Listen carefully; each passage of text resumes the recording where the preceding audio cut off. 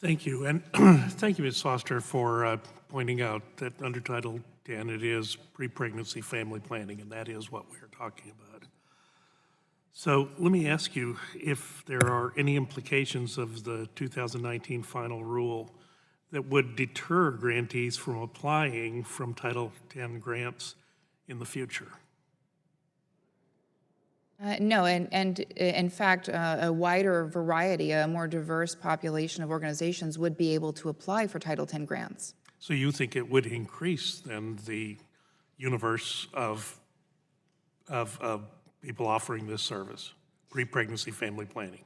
Absolutely, and in fact, applicants who had a conscious objection prior to the 2019 rule, according to the prior requirement, the Title X grantees must refer for abortion, can now in fact apply to receive Title X funds. For example, Obria Group operates a chain of clinics that throughout California and was denied in 2018, but would be eligible under the 2019 rule. Would you be concerned at all that that abortion is a large enough percentage of the business of some grantees' services that they would just simply pull out of Title X? I would certainly hope not. If an organization chose not to apply for a grant, that would be their choice. But every organization who is currently in compliance with the law would continue to be in compliance with the law.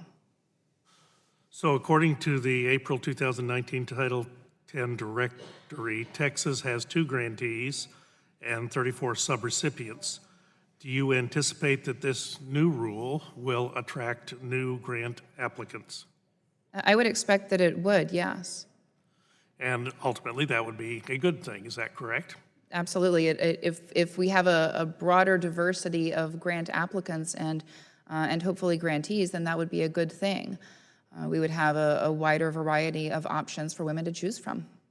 So each state has different needs when it comes to the health and well-being of its citizens. Can you speak to the importance of allowing states the flexibility to choose their own Title X grant recipients?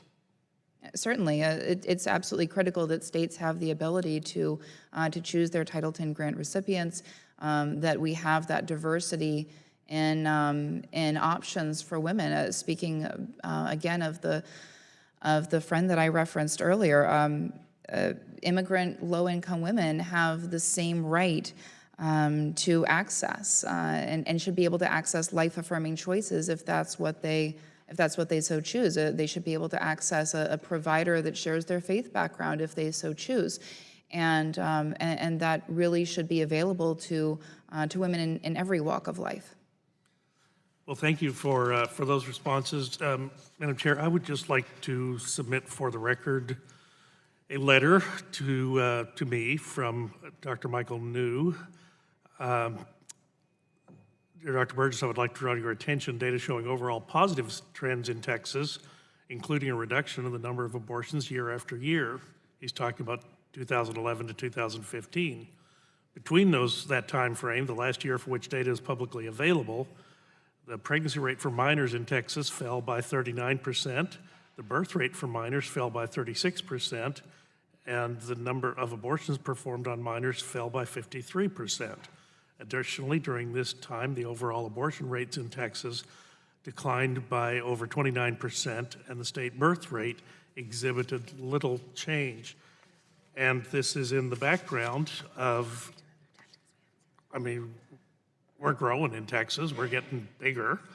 The female population age 15 to 44, just under 5,400, 5,400,000 in 2011, and is now 5,700,000 in 2015. The female population age 13 to 17 likewise increased significantly between 2011 and 2015. So it's not a declining population that is resulting in these declining numbers. It is providing the timely services, pre-pregnancy family planning. Well, Thank you very much, and I'll submit this for the record.